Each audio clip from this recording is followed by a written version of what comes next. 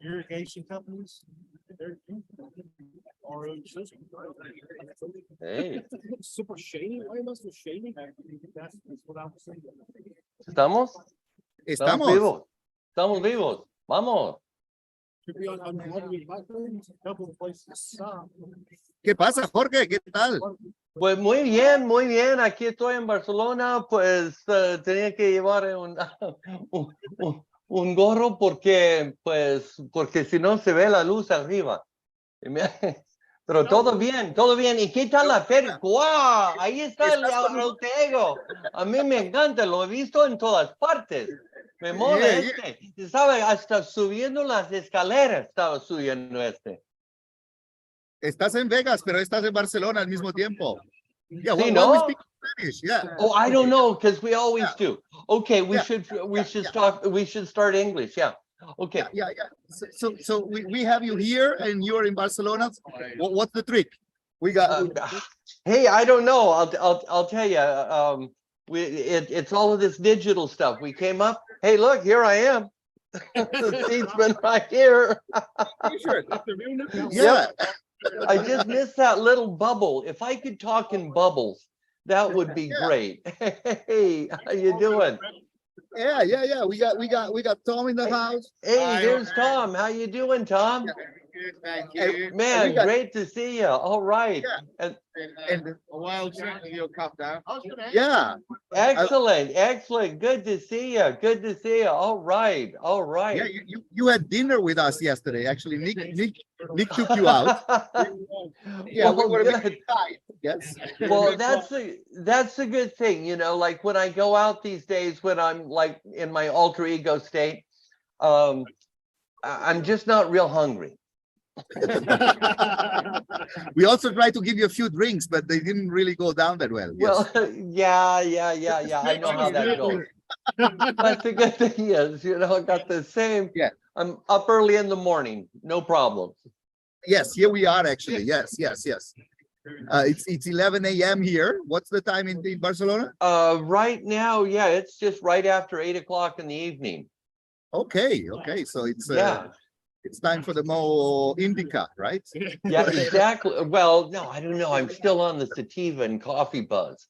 But here's the deal. How's the fair there anyway? How's MJ BizCon? Huge and busy.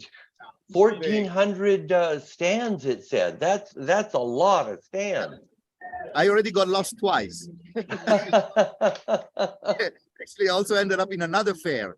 At one point, I was like, "This is Chrome sponsoring." Well, amazing. You know, Las Vegas is one of the only places you can have a fair now that's that big, because they're everything else is just too congested as far as the city goes, and there's not enough hotel rooms. They're used to handling things this big, I think, you know. Yeah. They've got those huge Also, hotels. I've seen quite a few mainstream, you know, large distribution scale brands like Big, the lighters Big, which is not so right in a show of cannabis, at least in Europe. I've never seen them. Whoa, no, not at all. And you can really see that now here it's really normalizing, and the stigma is being replaced by business, I guess. See, the deal is we're in a key place right now because they want to get into this industry. They have, you know, no knowledge of how to do it. They do it just like, you know, they always do, bulldoze. And, you know, we could certainly be of help. Yes. You've been a few years in the industry, no? A couple. 4. Yeah. 10, 20, 30, 40. Yeah, it's really a funny conversation. Now everybody's legacy here. I met legacy right. have been in the industry since 2015. Well, you wouldn't believe. I am pre-OG. Pre-OG. Yes. When you published your book in '83, I was 7 years old. So I wasn't. I know. Yeah. Back then, I had trouble finding people to publish, to actually print it. It was very, very difficult. Yeah. Yeah, and Absolutely. so that's why I print it myself, and it was much better deal. Yeah. So maybe let's start talking about there's something that just came out yesterday. And Oh yeah. what's Yeah, this? this is the new book. This is We Grow Cannabis. It's God, 100 pages, 270 images. And man, I'll tell you, the images are killer. It's I gotta say, it's really well done because I got my two co-authors sitting with me. And Woo! man, this is a big deal. This is a big deal because this book's 100% digital. You know, that's the only way it's going to be released, digital only, which is Yeah, like a whole new trip for me. Yeah, because I'm used to doing paper books, but there's so many more things you can do with a digital book, and we're giving away free. It's a great deal. absolutely. And I was reading it's also your most expensive book, right? Yeah, free. Free is a very good price. Yeah, It's it's hard good. to beat free, you know. I mean, it's amazing. You put it on your mobile phone. You can put it on your tablet. I got a tablet here somewhere. Yeah, and it's a great deal. Or you can put it on your computer. But you know, download it. You can search on it, touch any one of the table of contents, and you go directly to that point. It's a PDF file, so you can make all kinds of searches on it. And hey, there we are. That was in Amsterdam, yeah? Photos. Yes, that was in Amsterdam. Yes. Yeah, earlier this First time year. we That met. was First at time we met. Green That was Tech. during Green Tech. Yes. Right. That was a good time. Yeah, Good yeah. times there. Yes. Yeah, And yeah. maybe You yeah, should show the chapters, maybe. yeah, exactly. Let's go quickly through. So this is a book for beginners. So Yeah, for those but that you really know, want to know, it's funny. I've already gotten feedback from people that have seen it, and they said it's they're already learning stuff that they didn't know. So there's a lot of basics that people just, you know, they may think they know and they don't pay attention, but we know we got it correct because we got a PhD on our side, man. Dr. Gary, that's yes, cool. yeah, no, not at all. Yeah, but even though it's for beginners, there's a wealth of update to the information. So, you know, Yes. I think it's got broad appeal. You know, it's good for beginners if they don't know what they're doing. But as you say, there's going to be nuggets of information in there for everyone. Absolutely. And it was a fun process. Yeah. Picking it all out and putting it all on display. Yes. And yeah. And I must say, my personal experience, I was working in a research company that I founded actually back in 2008, which then got a research license in Spain.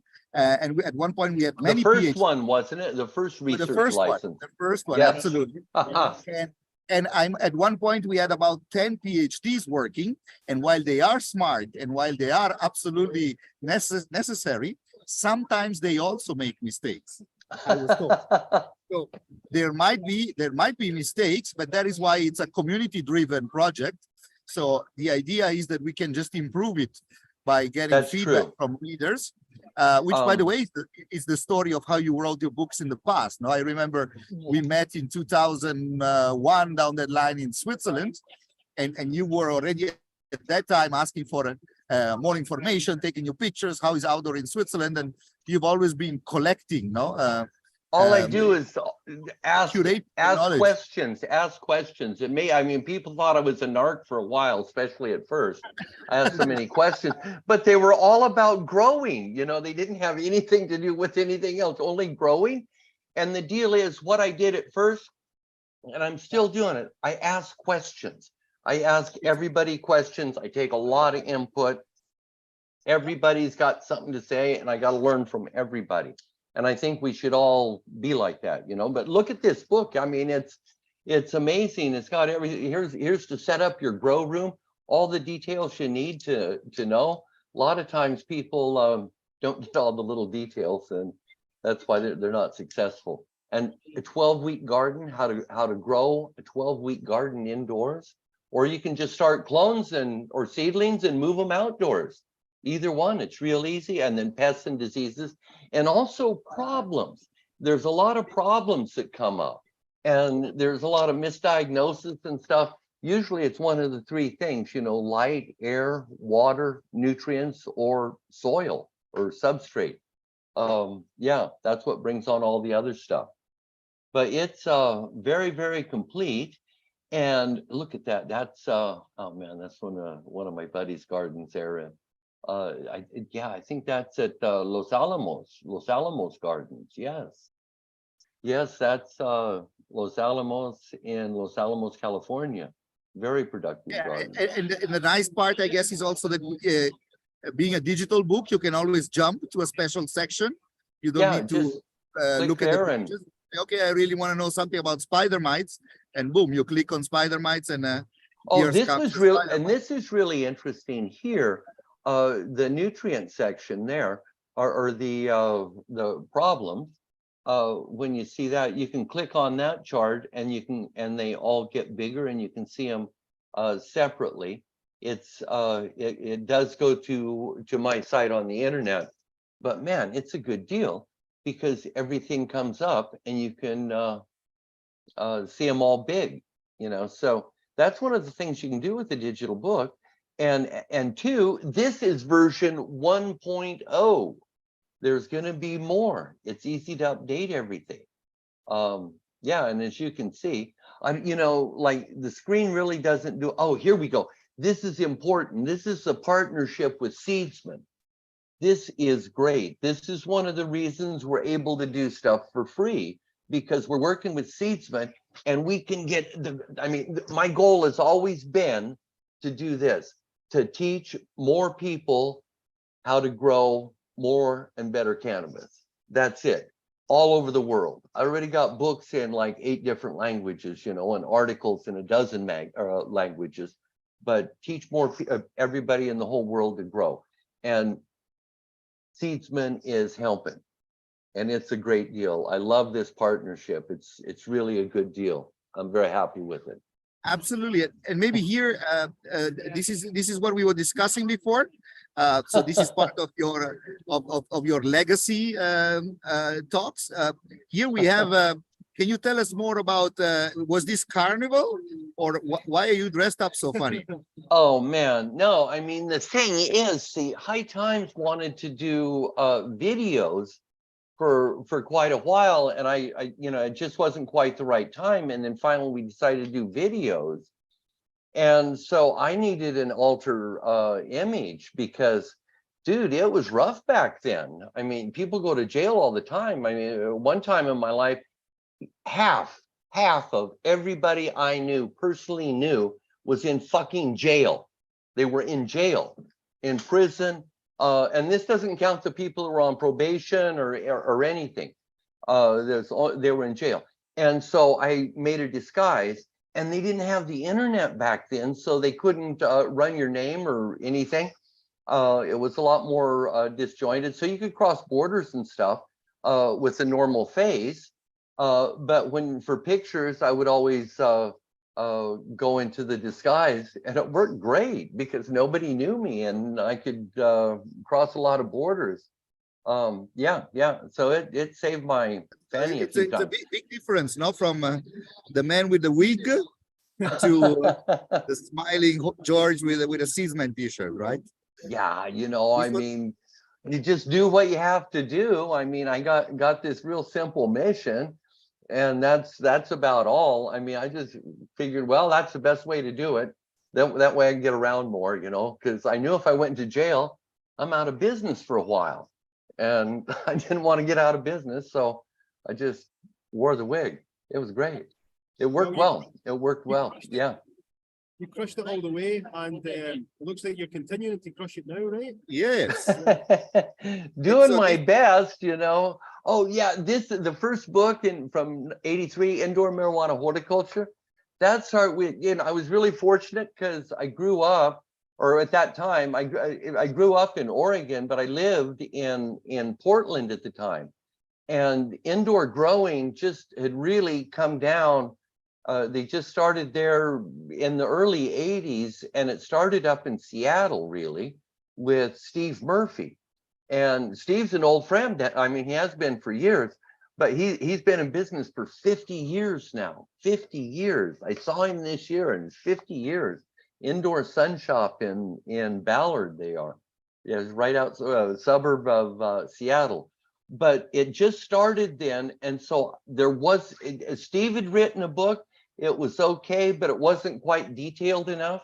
So I wrote this book, and really, I didn't know anybody at the time. And once I published it, I went around and flogged it to all of the stores, personally.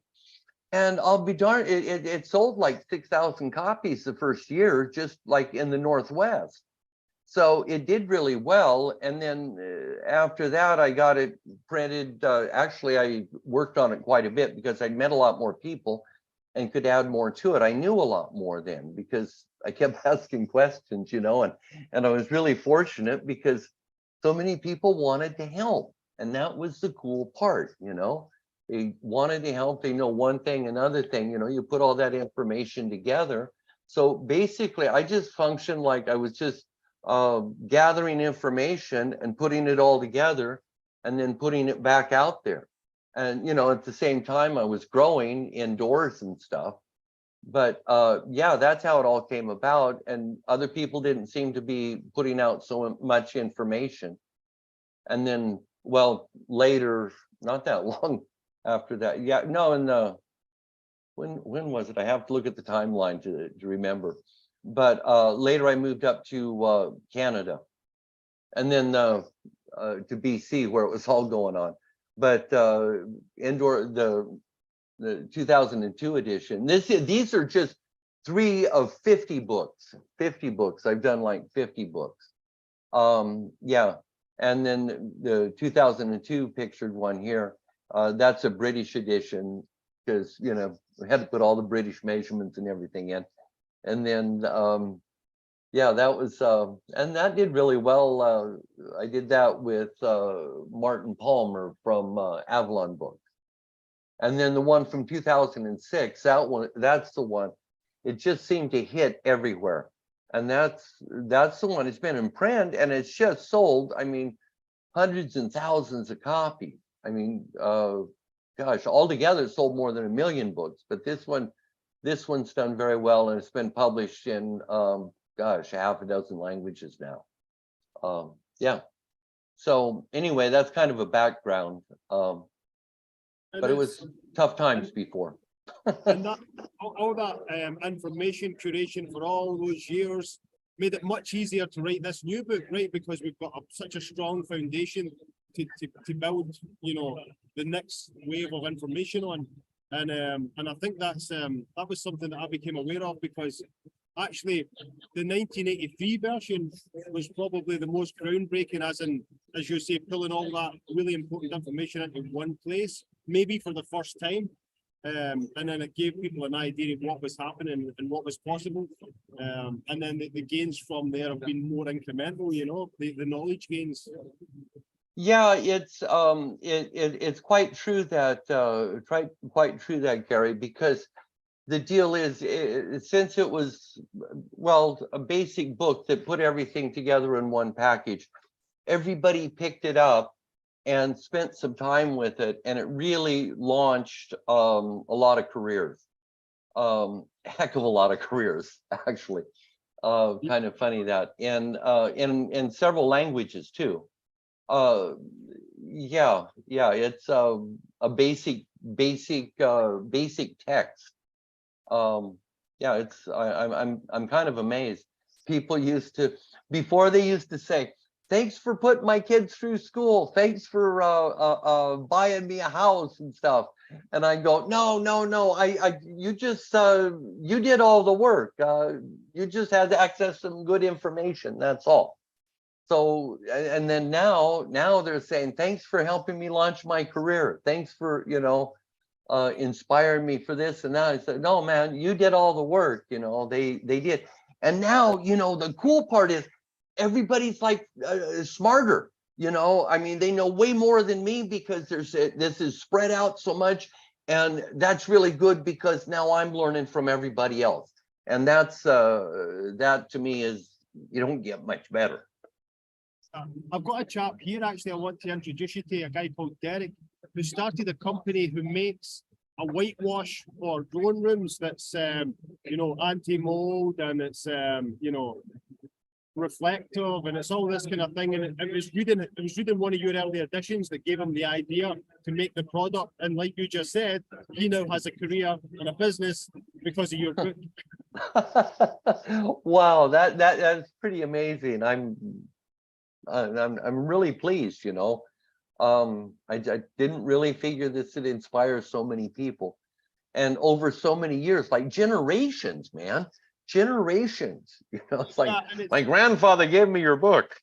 It's still intact. And it's only going to get more, because as the community's opened up now, and we can have things like MJ Biz with, I don't know how many people's coming through here the next 3 days, but it's They say about 35,000 I was reading, right, Jorge? Yes, that's right. 35,000 are supposed to be there.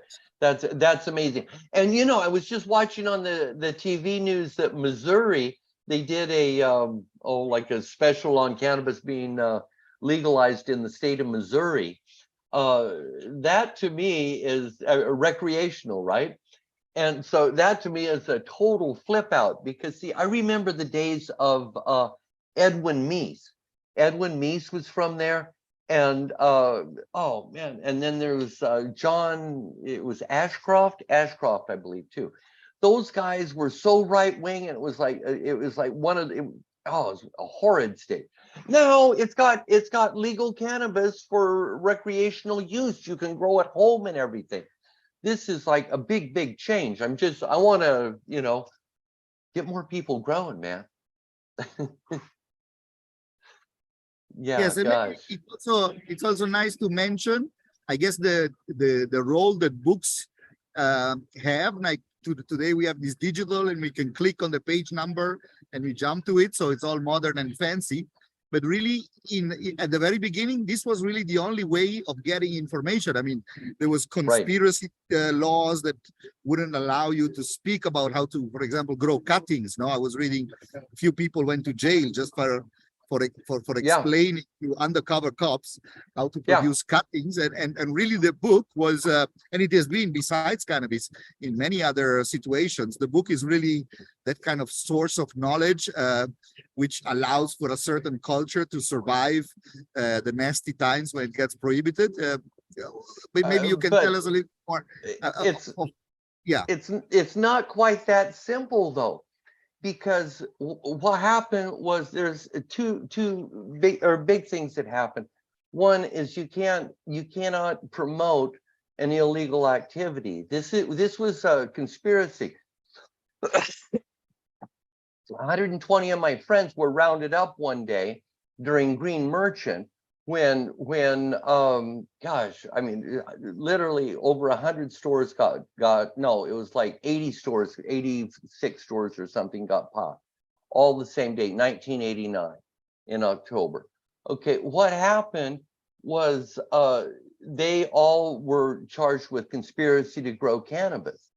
And if they had one of my books there, many of them did, if they had one of my books there, that was evidence for a conspiracy case, a RICO racketeering case, the same one that they used against the Hells Angels, that they said they weren't going to use, and the mafia, the same law that they said they weren't going to use against anybody else. They made it special for those guys.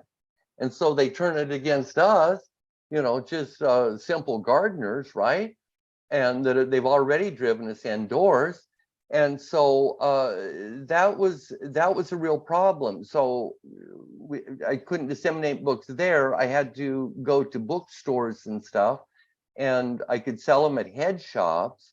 But that was it. It was very, very difficult. And then later, it got so bad that my books got on the theft list, and they put them behind glass because people would steal them. They would steal them because they were afraid to buy them. They'd rather get caught stealing them because they were afraid to buy them. Yeah, it was like crazy. It went on. I mean, and this stuff went on for years. I'd send them up to Canada, up to Mark Emery there at Cannabis Culture, and the guys that beat the shit out of them at the border and send them back and say, well, sorry, you know, I did that for years. We smuggled them into Australia for years, and it took them 3 years and $1 million to catch us, you know. But you know, but Yeah, it's no, it's been rough. And then this doesn't count, you know, like France. Geez, oh, France is still uptight. You know, I had to, and Japan too, and then there's oh man, and other countries. Yeah, it's rough. Yeah, and then South America. Yeah, it's getting books, getting the physical book to people is difficult. That's all I'm saying. Yeah. absolutely. Well, and one of the things I love about the book as well is the detail that you go into with setting it up, because growing a plant is one thing, but creating a garden or a room to do it in is something completely different. And it covers all of that, and it gives you a really comprehensive way and options about how to do it.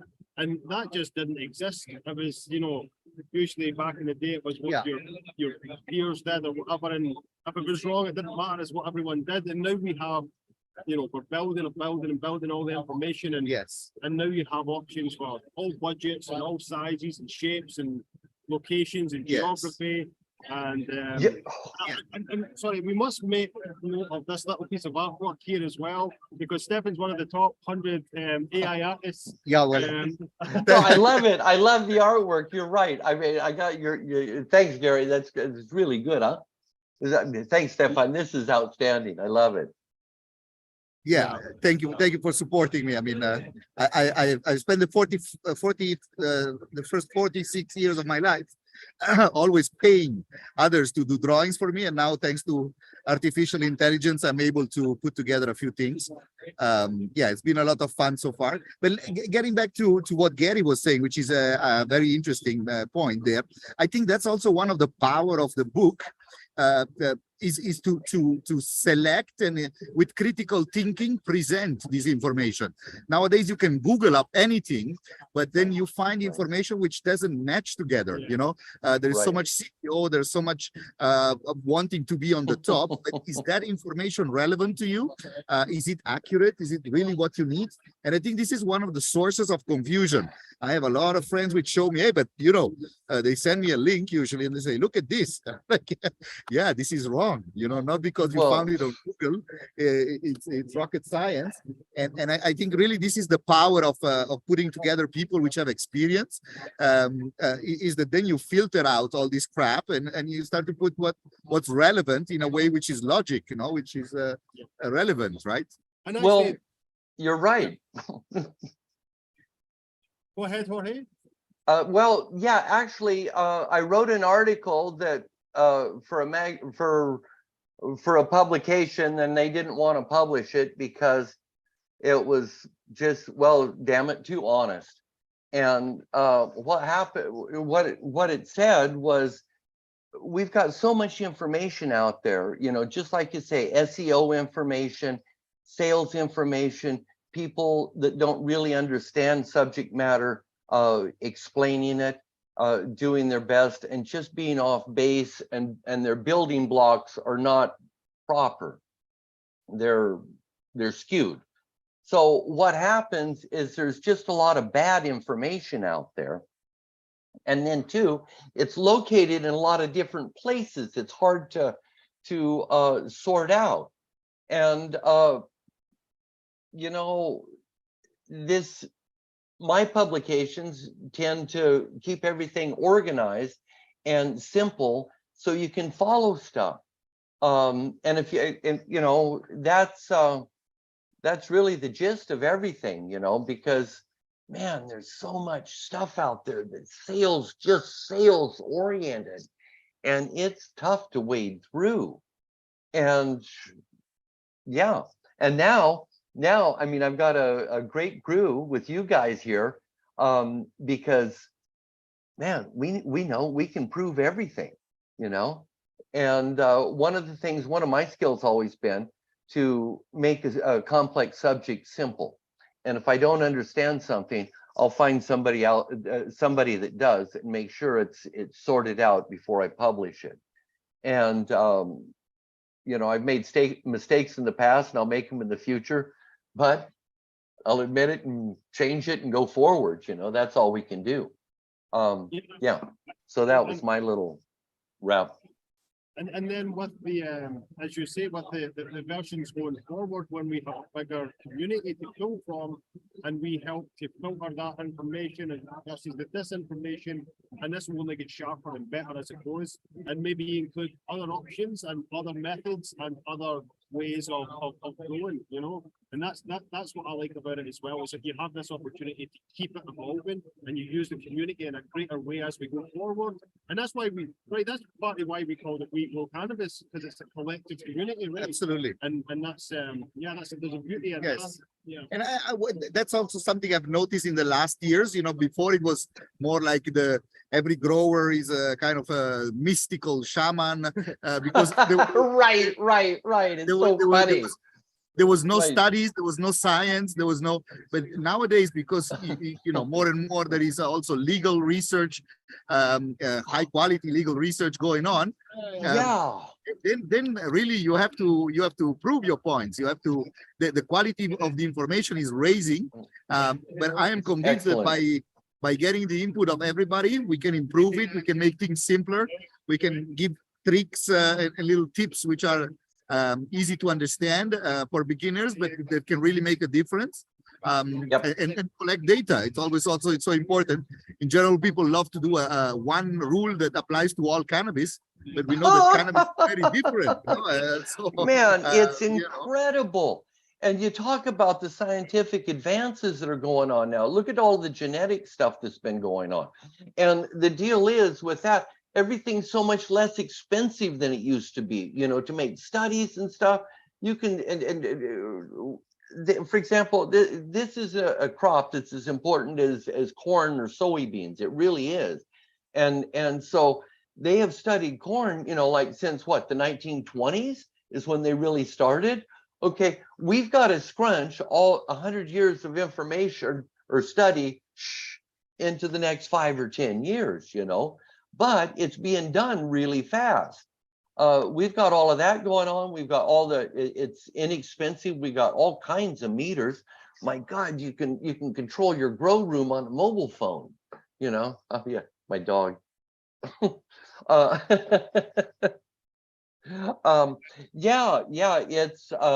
It's really incredible. And the level of information, you're right, it's 100% better than it used to be. And, you know, things like Wikipedia didn't exist before. And in fact, well, not that long ago, really, it was Facebook that really broke this mold. Before, we used to just have websites, web pages, you know, with forums. And you'd have a public forum, and then you'd have the private messages.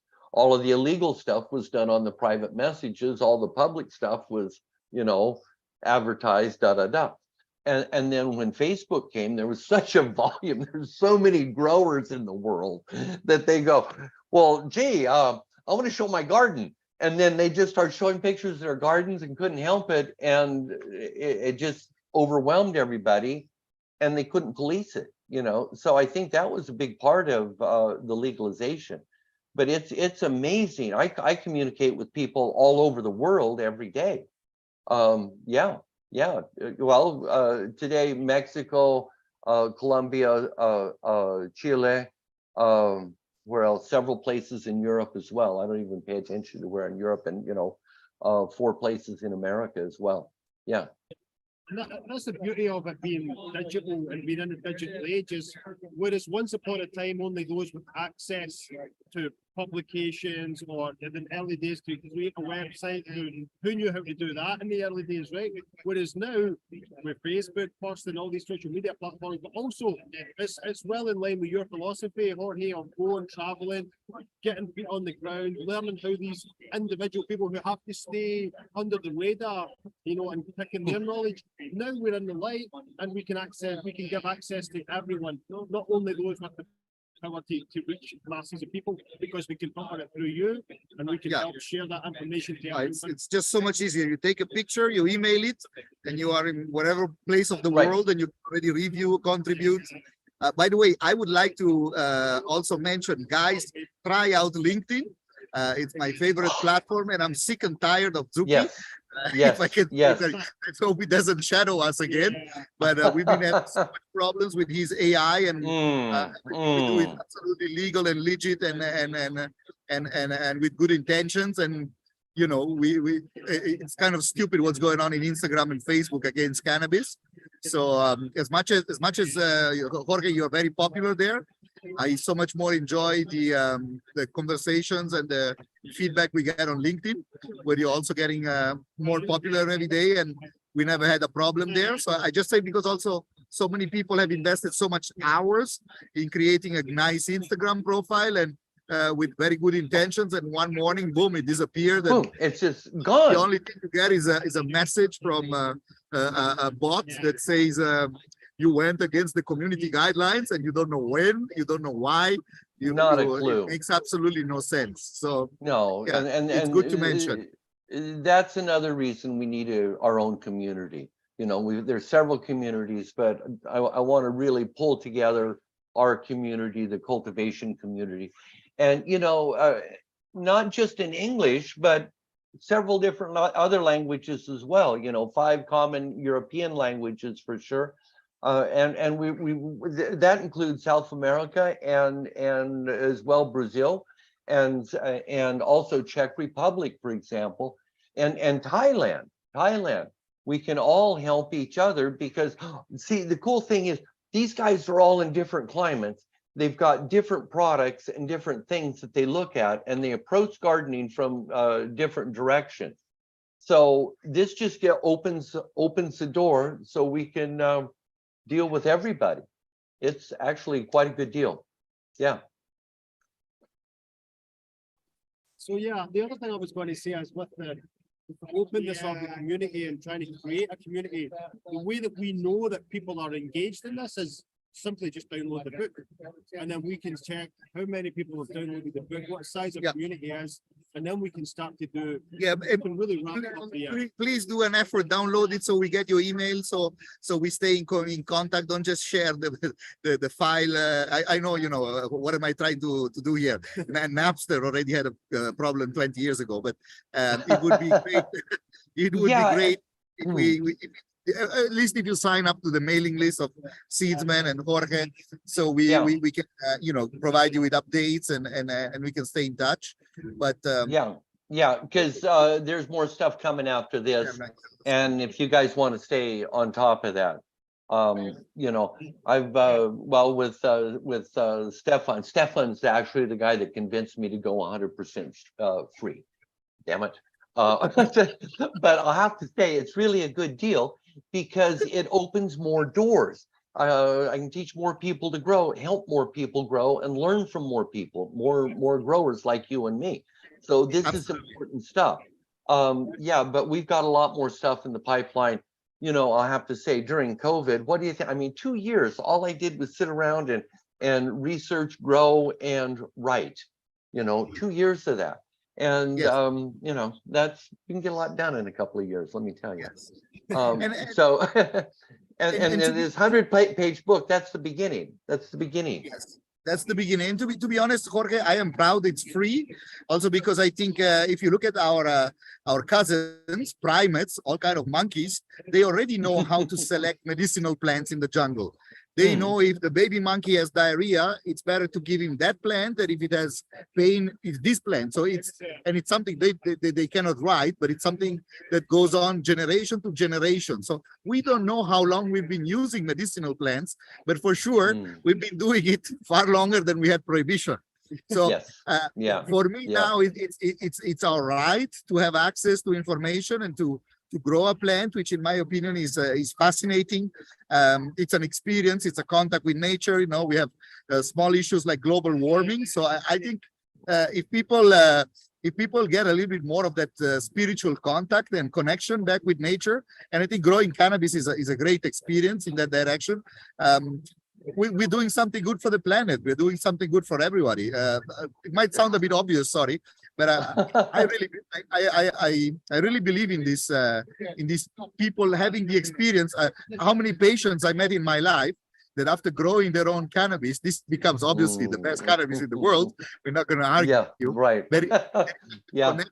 There is a emotional and probably spiritual connection between the patient, his condition, and the plant as a medicine, which I find totally fascinating. Yeah, I guess the relationship with the plant, and this is across the board. Your professional growers with tons of room and your little kind of individual closet growers, but when they grow their own, there's a connection with the plant that is. Oh man, yeah. Don't do it. No, And, it's hard. It's hard when they have to kill them. It's a tough day. yeah. Gonna go eat Sam, or gonna go eat, or gonna go smoke, Wile E. Coyote or whatever you happen to name it. Aside Yes. from the variety. Yeah, I've seen some sad growers, a lot of happy ones though, more happy ones. Yeah. Yeah. Any worth mentioning any particular varieties right now, Jorge, that you've come across that are worth mentioning? Boy, let's see, I'll tell you. Let's see, what do we have here? There's so many new things that are available. Here's a dozen right here.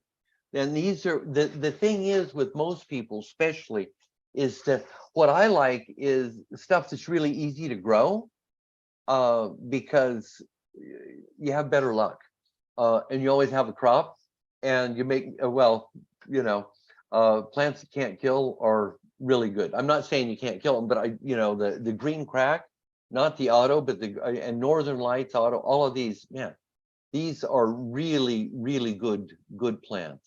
And Maybe Gary, you have some experience. Gary's got more experience with me. But I know him. I know him. I've grown several of them, but not like Dr. Gary. Yeah, so probably just worth mentioning a couple here. Purple Ghost Candy is a new variety, a seasoning variety. It's becoming really popular. It's very unique. It's really high in THC. It's got a beautiful purple phenol, and it grows an architecture that is makes most growers really proud. So that's one that's definitely worth mentioning. Any you want to mention, Tom? The gelato G has always been a favorite seedsman as well. Big chunky resinous buds. Yeah, nice terpene profile. Yeah, good THC content. Really easy to grow, Jorge. That's one of your things, right? Easy to grow, and that's one thing about the gelato in general. And then also, it's like excellent.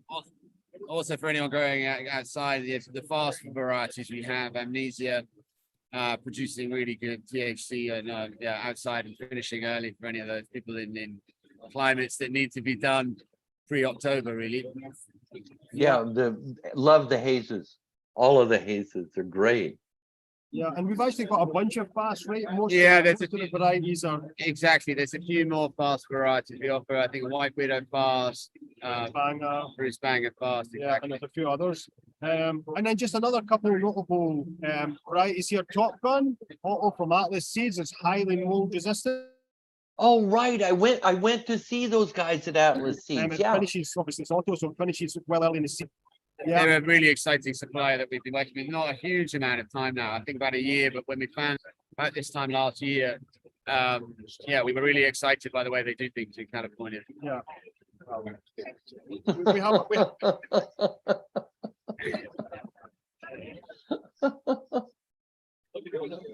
yeah.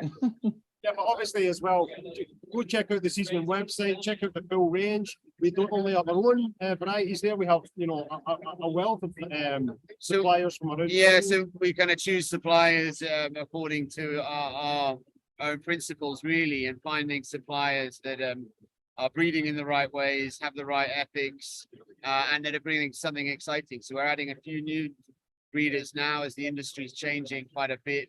a few breeders that we should have been working with before. Humboldt Seed Company we took on a year or two ago, doing more stuff with those guys, and they're really leading things. Trilogene we've just started with again, and really excited by what they do really in the varieties they offer. They started off in kind of hemp CBD varieties, which they mastered quite quickly, and they're now getting more and more involved in producing THC varieties, and using really interesting advanced breeding techniques that we think will really bring out the qualities that we're looking for. Yeah, we're on the cusp of a genetic diversity explosion in cannabis. Now that the molecular breeding is becoming, I mean, everywhere I turn, people are asking me about this. And it's like, you know, we've been discussing it for a couple of years now, and we're starting to see it play out. I think it's been something that's been hard to do in that kind of gray legacy market area. But as we get more clarity and transparency and legality around the industry, we're going to start seeing some real improvements. And I think there's quite a few scientists coming out of working with other plants where, you know, the improvements are so small because they've been working on these plants while cannabis has been illegal. And they're now so excited because they can bring those techniques into the cannabis genome and cannabis breeding, and actually get some much bigger leaps forward that they're just not experiencing with soya, wheat, and other crops. Yeah, and even So just true. an example of that diversity is Humboldt Seed Company's Freak Show that has a split leaf pheno. It looks like a fern leaf, but it still produces normal smokable bud. And that is just one small example of the kind of diversity that we're going to pull out over the next 5 years.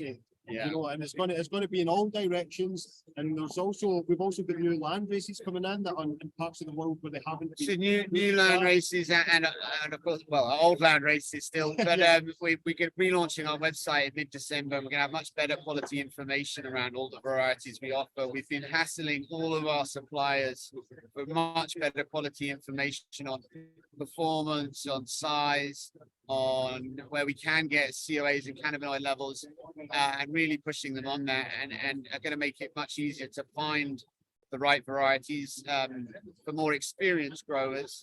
And then for newer beginner growers, we'll have a strain finder functionality that will really help them dig into our extensive catalog and find varieties that are best suited for what they want to grow, where they want to grow it, their capabilities, climate, and the likes. We really want to take the pain out of it, well, avoid any wrong decisions for people who don't necessarily know what they're doing and haven't read the book and need to build their knowledge. Well, that's excellent. This is excellent. Yeah. And whatever it is, and yeah, with the guidance and then the seed finder, you're sorted, you're set up. You don't need. I think the new website combined with the We Grow Cannabis book is going to work so nicely together. It's going to be just carries on our continued optimization and improvements that we're trying to do as a company and always have done.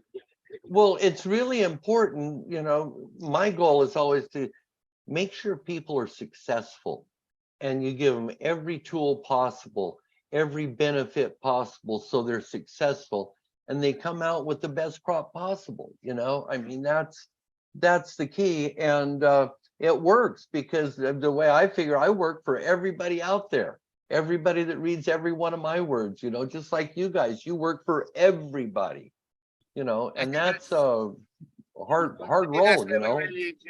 Is you know, we've spoken to so many growers over the years who've read your books and gone, you know, it helped me get over any issues from the start, so I was able to grow successfully. Because if you have one failure early on, it often switches you off. You put a lot of money in or time, and it can be a real killer to your energy on trying to grow. And your books, I know, have lifted a lot of people and given them the knowledge to be able to grow confidently. What we're trying to do is provide the genetics and the information around the genetics that supports that information as well. Yeah, there's so many different microclimates and stuff. That's what people really haven't realized so much with cannabis. And there's so much difference within each one of the varieties, or well, overall, you know, and places where plants do well and where they do poorly. Real dynamic examples of stuff like that, you know. And the thing is, cannabis, it grows everywhere from the tropics to like the tundra and stuff, you know. It's really a pretty unique plant. So you can literally breed it for an infinite number of small little climates and stuff. So that information that you're collecting and giving out is like spot on, spot on. There's You not know, all I the look pla- at that from a grower's point of view only, you know, not the genetic at all, or the other I part. think it's going to be great. I think that there'll be continued improvements, and some suppliers have provided the information easier than others. But we'll continue to push all the people we work with to build that data on their varieties, to give performance stuff. So, you know, if the variety isn't working in a certain area, we don't want to sell it to people in that area. Focus on where the varieties do work well, Yes, so yes. that people have great results. And yeah, we do that at Seedsman, and then we also have other areas of the business looking with more commercial businesses on how we can get genetics into their companies that are going to perform from the start.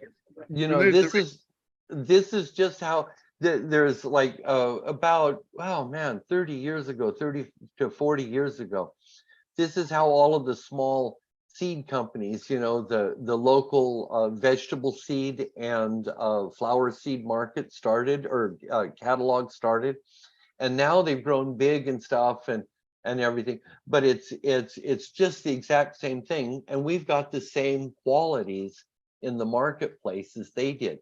So and they did really well, and they completely changed backyard gardening, and you're doing the same stuff. I'm like really happy to be part of that. It's like a heck of a good deal. I mean, likewise for us working with you as Yeah. well, a real honor, and I think it just works well together. We have a lot of fun, as we know, Yeah. whenever we get together, online or offline, and just the ethos is between us of trying to help growers get the best results. That's what we're about. That's yeah. And you know, because I look at this as like, you know, we're in all of this together, and we should help more people grow more and better dope, man. I'm totally into that. guys who have got decades of experience in the industry. Do you know what I mean? That's now we can put it right in the front, and that's I mean, legacy from 2015, right? Right. Wow. Wow. So No, I we're in our 20th year, obviously. Seedsman this year. I think yeah. starts some big promos next year on our 21st, as we've just been rebuilding our websites. A few of our customers might be aware there were a few issues over the course of this year, but they're going to improve, and we'll be in celebration mode next year, and looking to do some really good deals, offers, and the rest for growers in the new year, beyond what we do on a kind of regular basis. Well, that's a good deal because it's gotten so competitive now, and you've positioned yourself really well. In fact, you've got warehouses all over the world, eh?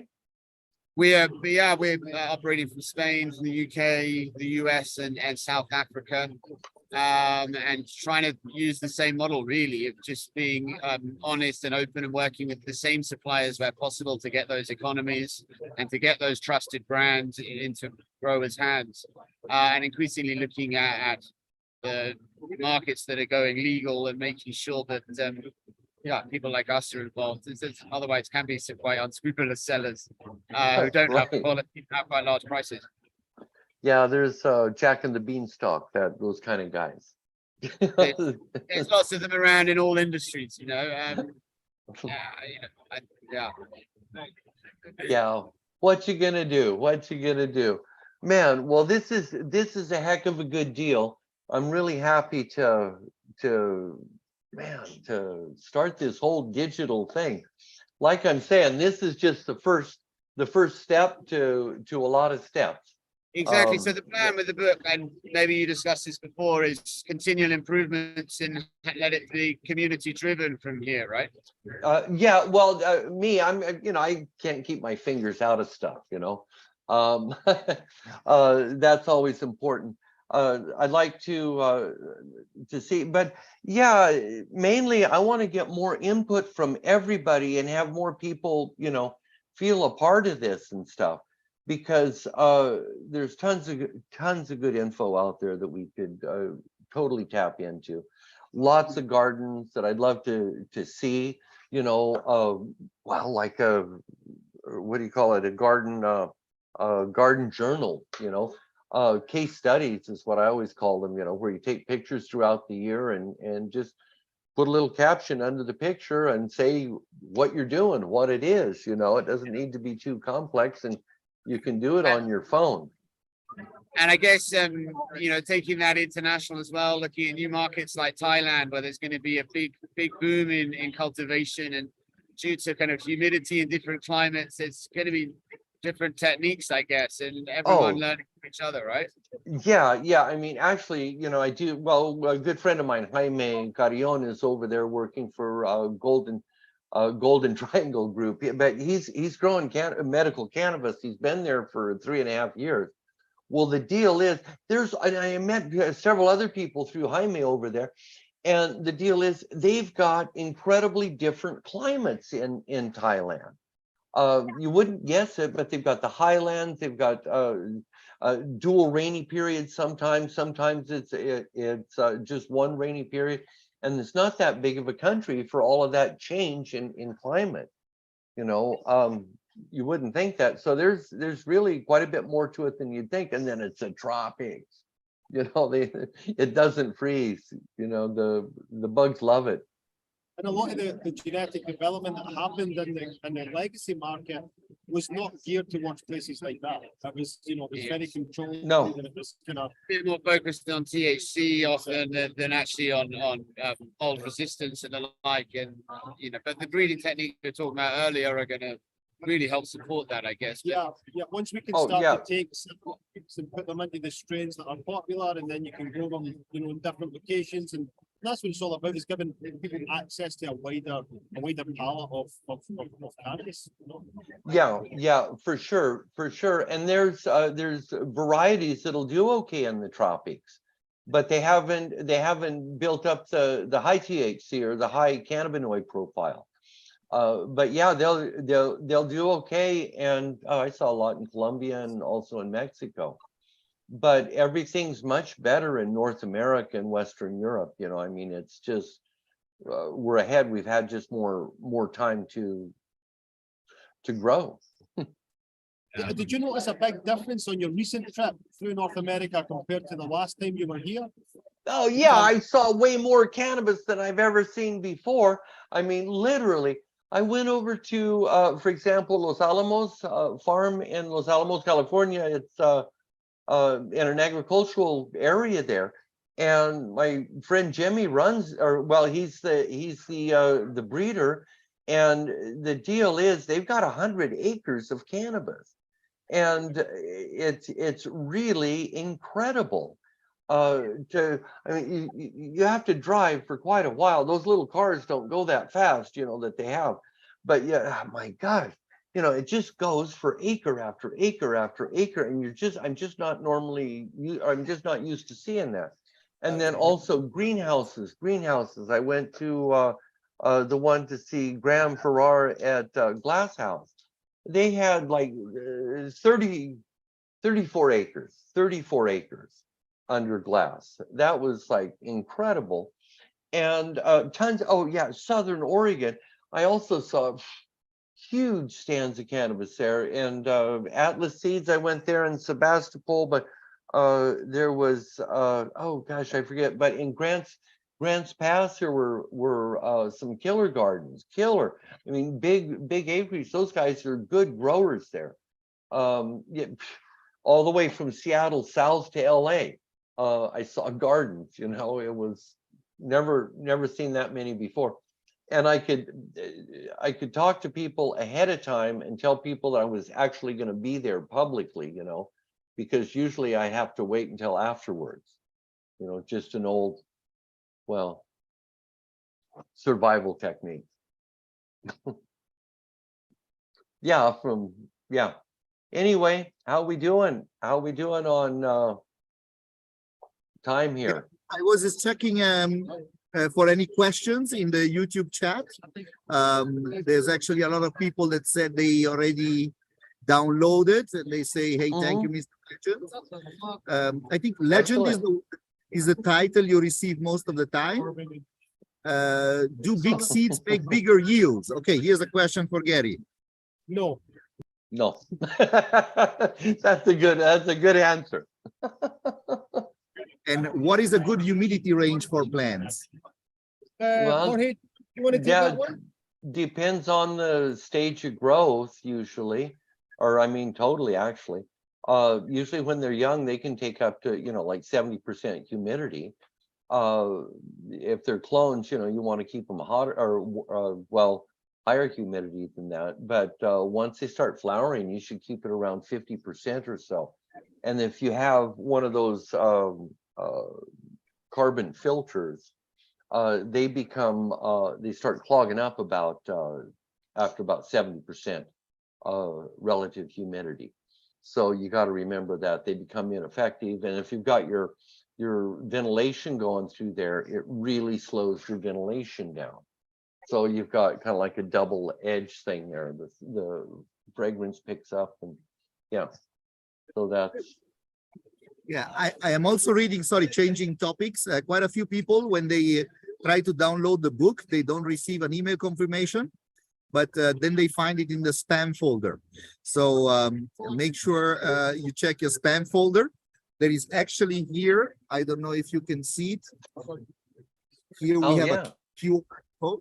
Okay, so this is advanced technology testing. Can you scan QR code through a YouTube video? Let us know in the chat. Let's see if it works. I got my camera out. Okay. And it's a little blurry. It's a little blurry, but it wants to. If it doesn't work, it just doesn't have enough resolution, it appears. Okay. So and if it doesn't work, just go to seedsman.com. No, actually, it just worked. I just went there. See? Yeah, exactly. Yes, here it is. Here it is.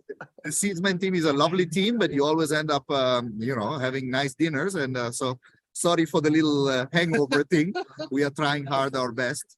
But yeah, it worked. So long story short, you just go there, you register, and if you don't receive an email, make sure you dig into your spam folder, because I've read at least 5 people here in the YouTube chat which said they received, they now found the link for the download.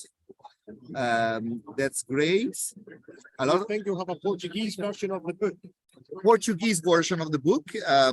What I've seen. Yeah, that's in the future. We're working on a Spanish right now. I'm going to meet with the Spanish translator tomorrow. I've known Josete. He's a great guy. I've known him for years and years. Yeah. Spanish, but that's Spanish. Weeks, and then we move to other languages. Spanish is, the first one, the easiest one for it. Jorge, one question was, have you ever grown any autoflowers? And if so, would you make any what flowers? Autoflowers. Yeah, but just a bit. I haven't had nearly enough experience with them.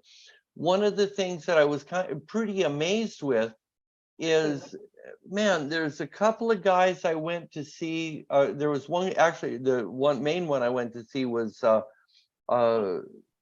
Dr. Clinton Shock. He's in Oregon, actually in my hometown. I can't believe it.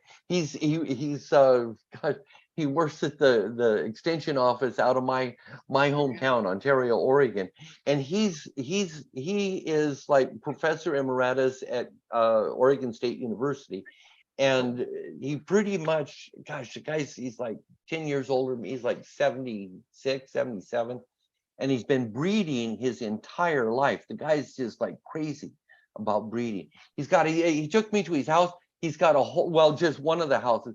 He's got a whole house full of seeds, a whole house of all kinds of different plants. And his deal is, his main plant was for years is stevia. And now he's doing cannabis. And he's got, this is important for breeders. Listen to this. He spends 90% of his budget on testing, 90% of his budget on testing, right? So he's already developed autoflower plants that grow fast as heck. They were like about 5 feet tall when I saw them, and they were just starting to flower out, but they were incredibly heavy. It was pretty amazing. He's working mainly with CBD, but I look for a lot of change coming in the future for autoflowers. incredible amounts. And maybe it's worth mentioning, I've heard a lot of myths that autoflowering cannot produce enough, etc. But when we looked at the genes, right, and Gary is definitely the expert here, but it's actually just a few ones. So ultimately, a few genes cannot determine so many other characteristics. No, so this autoflowering, I think there is a lot of myth and there is a lot of a wrong understanding of what it is and what it is not. While it is a small characteristic of the plant, and all the other characteristics depend on many other genes, which are not the autoflowering. So everything is possible, right? And it's about education again and how to manage this plant that doesn't need a certain amount of darkness to flower, right? And how do we optimize it then in this new? And people like Atlas are a good example. They've got like a new wave of bottles. And the thing I'm like you, Jorge, I've not got as much experience with bottles. But the one thing I like about them is you can grow tons of small plants, or you can grow big monsters, and that's when people say, oh, you can't get the yield out of autos. Well, if you do it right and you choose the right genetics, you can, because as Stefan says, it's not those the makes it autoflower does not then limit the amount you can yield. That's all it is. Exactly. It's to give a practical example, this would be just like comparing the color of the skin of a person with his ability to grow tall. They are two separate kind of sets of genes which determine one thing, but the color of the skin that does not determine whether you're going to be tall or not. That depends on other two completely black and white, different, completely different subjects there. Really, everything is possible, and now we've just started to see some very interesting improvement. You were mentioning Atlas seeds. There's quite a few others which are doing interesting things with the autoflowering. And you see that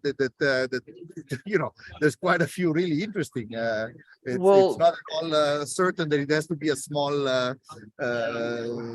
bud, right? There's very productive varieties out there already. The thing is, it's interesting. You bring up there's only a few genes that affect this autoflower. The switch to make it bloom after a given number of days.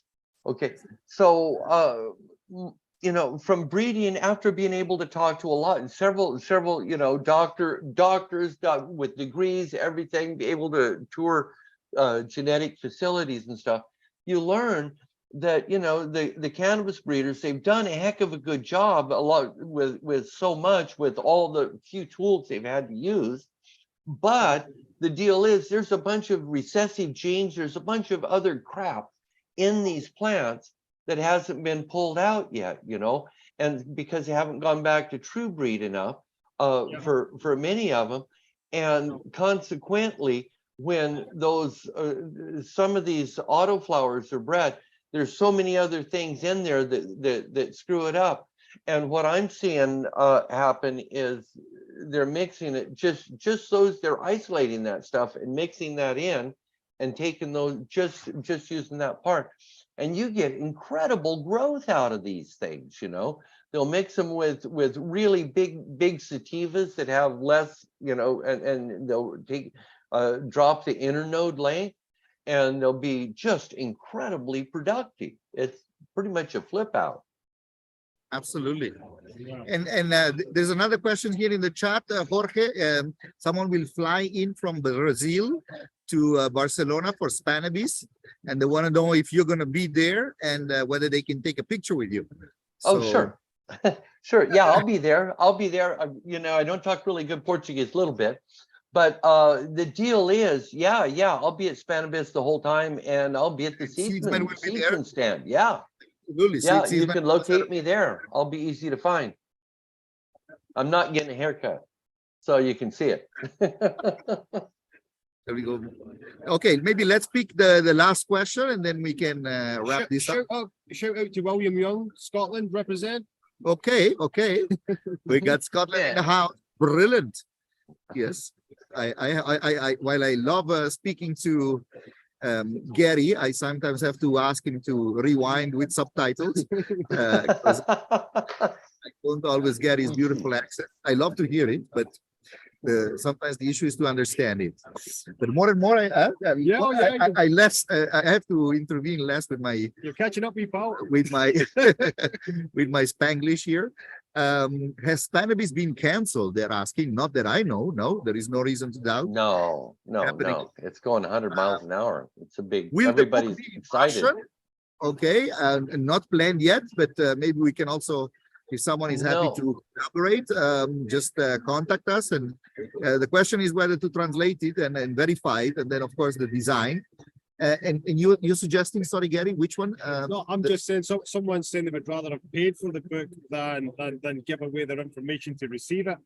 That's the trade-off, you know, essentially, right Yeah. there. I think some people who can't afford it, and that's we're trying to reach everyone. And Absolutely. That's the reason, that's one of the Absolutely. reasons. So I get what you're saying. Everyone wants your data these days, but we're on the same wavelength as Yeah. you guys. We're not And- selling it. We're not marketing. Yeah. From it. It's, you know, as about the community. And I do have a little, I do have a little tip for those that really want to spend some money. Jorge, this is your first free book, right? And Yeah. so you got personally, if I may suggest one that I use as a reference, this is the Cannabis Encyclopedia. This is definitely not a beginner's. Of course, beginners can read it, but this goes really deep. It goes deep into breeding. It goes into feeding and watering strategies, techniques, which are, I think, it's super important if you want to deal with a fast-growing plant like cannabis. You know, if overfeeding and overwatering usually are keys to problems, not to solutions. So you really have to understand all those dynamics, and once you get a grip on it, it's super nicer to grow. And this is a book with 2,000 beautiful pictures in 596 pages, which yeah, it's also actually a weapon. You throw this book at people. And so if you really want to spend some money and you don't want to give out your information to us, but I guess you'll have to give it to Amazon. Yeah. But then I would definitely, this is $40 really well spent, because it's to me it's actually the best publication available for cannabis from a cultivation Yeah, perspective. the most comprehensive. Yeah. Thank you, Gary. So, Wow. Yes, and Oh, you're still happy to sell books, Oh right? yeah, and then for Spanish too. I translate part of the book, and we'll be putting part of the book up on the Spanish website as well. So todo está traducido a castellano y Let me podemos Sorry, y eso nos vamos a subir al portal. He's also coming to Spanish. He just told me. Yes. Well, I'm We glad can- he knows how to say something else, but downloading that free book's pretty important. Yes, download the free book. The message is clear. Yes, absolutely. Yes. All righty. Love it. Well, maybe- cool. no. ¿Qué Okay, pasa, I tipo? just you over. I'm sorry. Down but not out. Yes, we can give you some fine medicine now to relieve for pain relief. All right. Excellent. Well, this is great. I'm really glad we have the book launch and at the fair and everything. It's Yeah. superb, and download the book today. Nice one. All right. Thank you. Okay. Venga. Jorge, good to see you, man. Okay. Yo, Tom, take it easy. Have a great time. Bye, Yes. Jorge. Okay, we'll see you soon. We'll see you when you're over here in Barcelona. Ya está. Se Cheers. acabó. Bye. Bye.